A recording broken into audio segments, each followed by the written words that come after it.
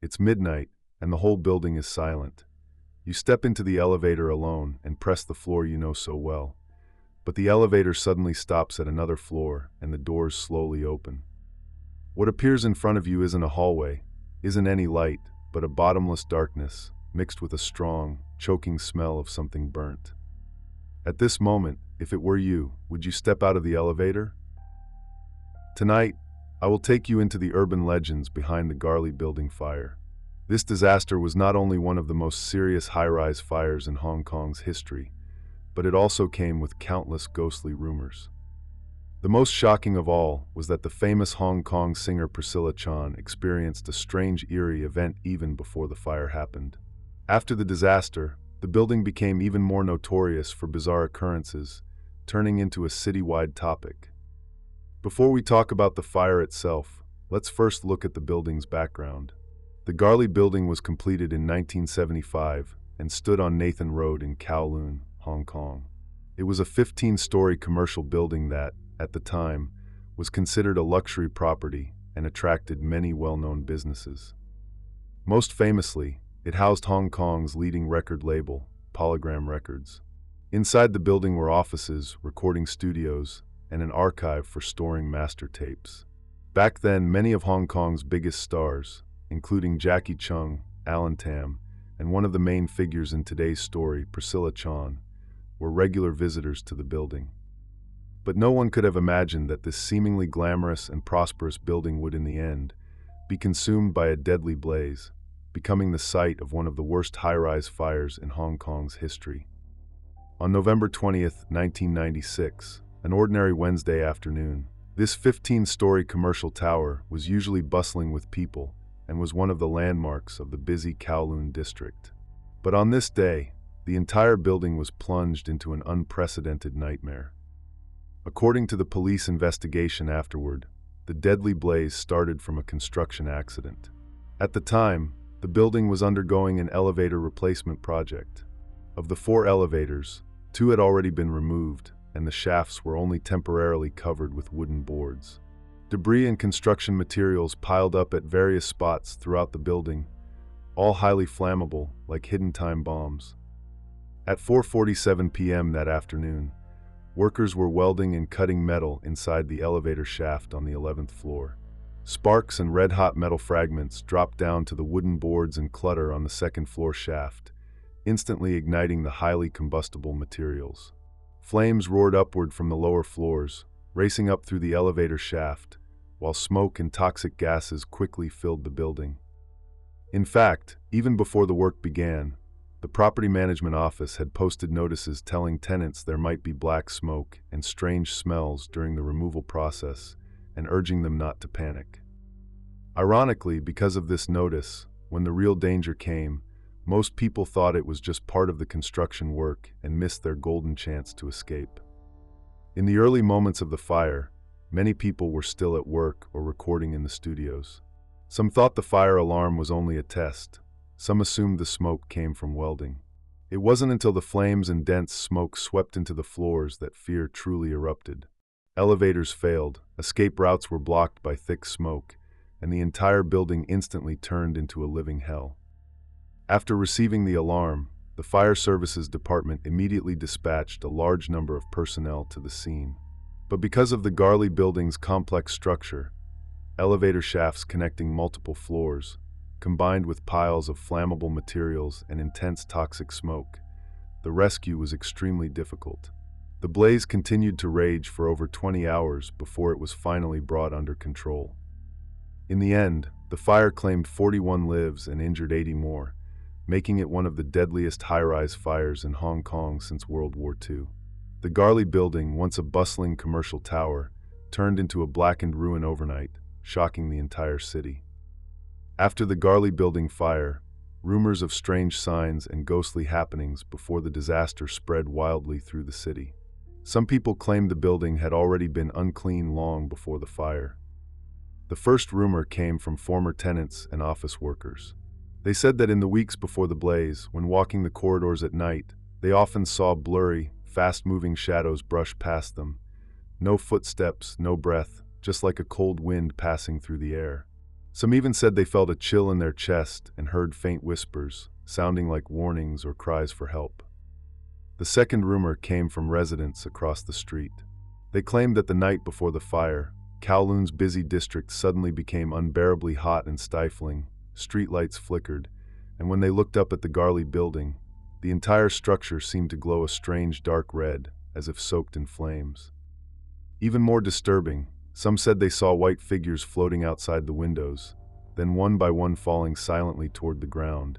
You can call these stories after-the-fact tales, rumors invented once disaster strikes, and their truthfulness is impossible to verify.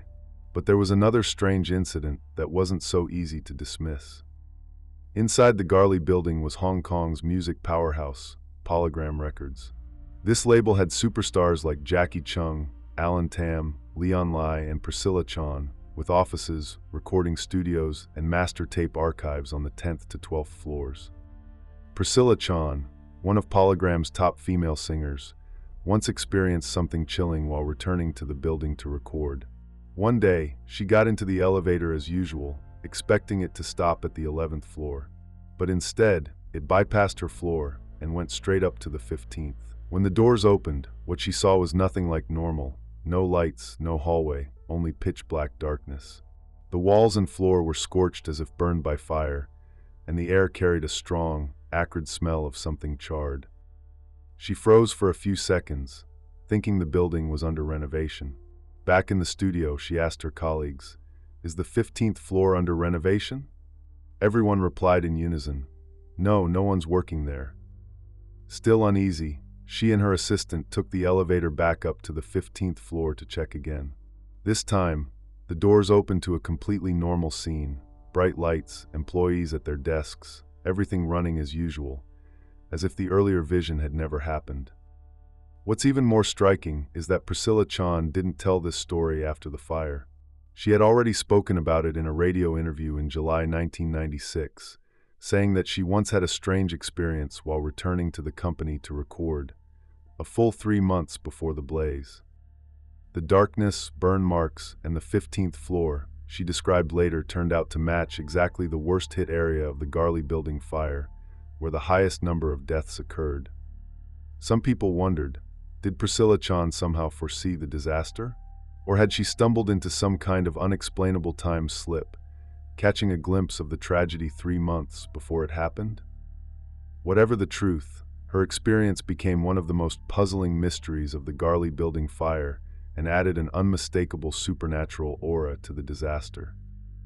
In fact, Priscilla Chan wasn't the only one to experience something strange inside the Garley Building. Another Polygram singer, Sandy Lai, also went through a chilling incident in the same building.